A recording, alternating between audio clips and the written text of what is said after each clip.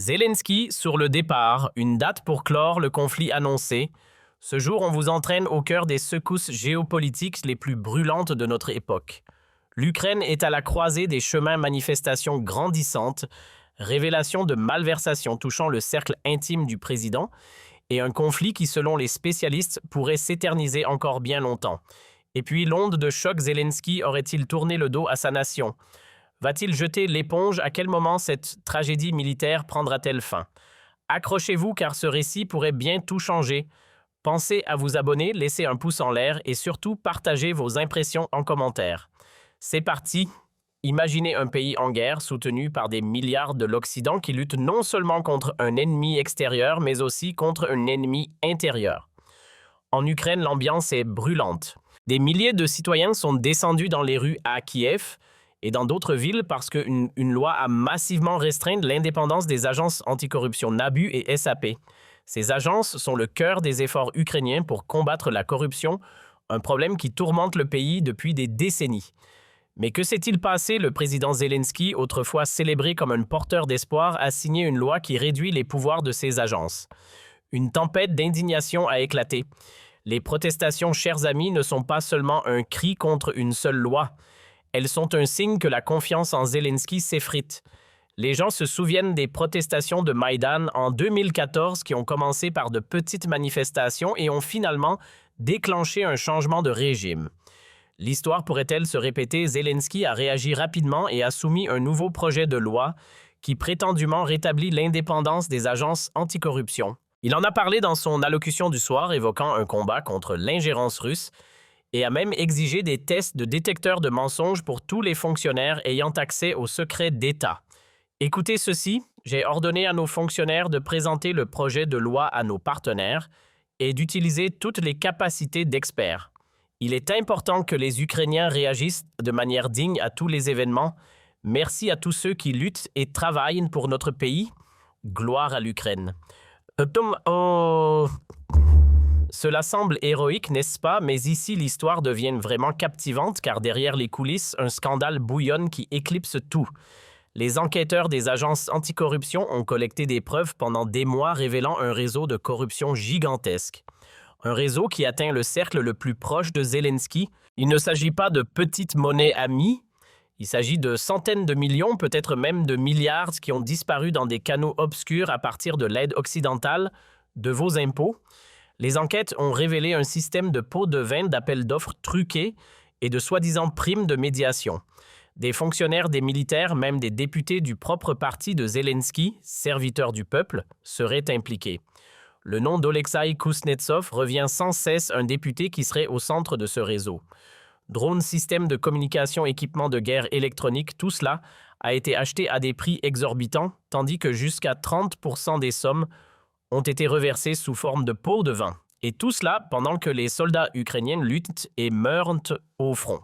Ce qui est piquant, c'est que lorsque les enquêteurs étaient sur le point de porter des accusations, cette loi qui a affaibli les agences anticorruption est arrivée. Une coïncidence peu probable. Beaucoup en Ukraine croient que Zelensky voulait protéger ses proches, mais le coup s'est retourné contre lui. Les protestations sont devenues plus bruyantes.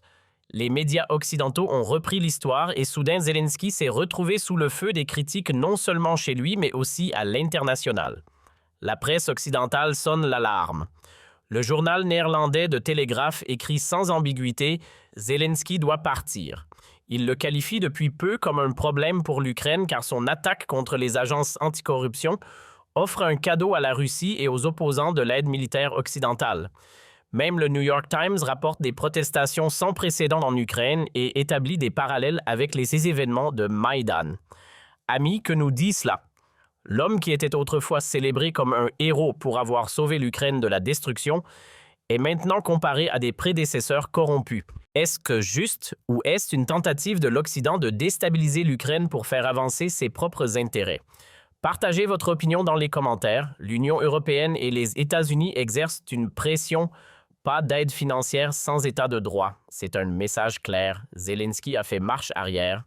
La loi rétablissant les agences a été adoptée à la hâte et les enquêteurs présentent maintenant à Nantes des preuves accablantes. Documents, témoignages de témoins lanceurs d'alerte, tout indique que la corruption n'est pas un cas isolé, mais un problème structurel qui atteint profondément le gouvernement. Les sommes sont inimaginables.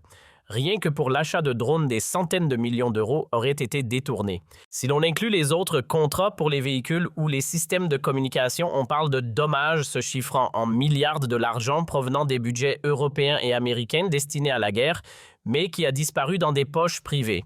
Mais il ne s'agit pas seulement d'argent, il s'agit de confiance. Lorsqu'un président célébré mondialement pour son intégrité est soupçonné d'avoir saboté des enquêtes pour protéger ses alliés, c'est une crise de confiance internationale. Zelensky ne s'est pas encore exprimé directement sur les accusations. Son entourage parle de retenue pour ne pas influencer les enquêtes. Mais combien cela est-il crédible quand ces mêmes enquêtes ont failli être stoppées par sa loi? L'Ukraine est au bord de la rupture. Sans transparence, sans justice indépendante, sans culture politique qui condamne la corruption, il sera difficile de maintenir la solidarité de l'Occident. Mais peut-être y a-t-il aussi une opportunité ici.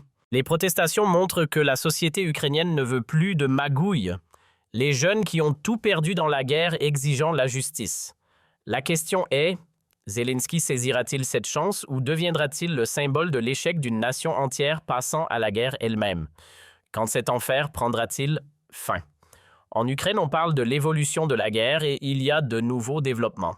L'ancien commandant en chef des forces armées ukrainiennes, Valery Zaluzhny, a donné un pronostic sombre. La guerre conventionnelle à grande échelle s'est terminée en décembre 2023. Maintenant, nous sommes dans une guerre d'usure. Les décisions dépendent de la technologie, de la démographie et des ressources.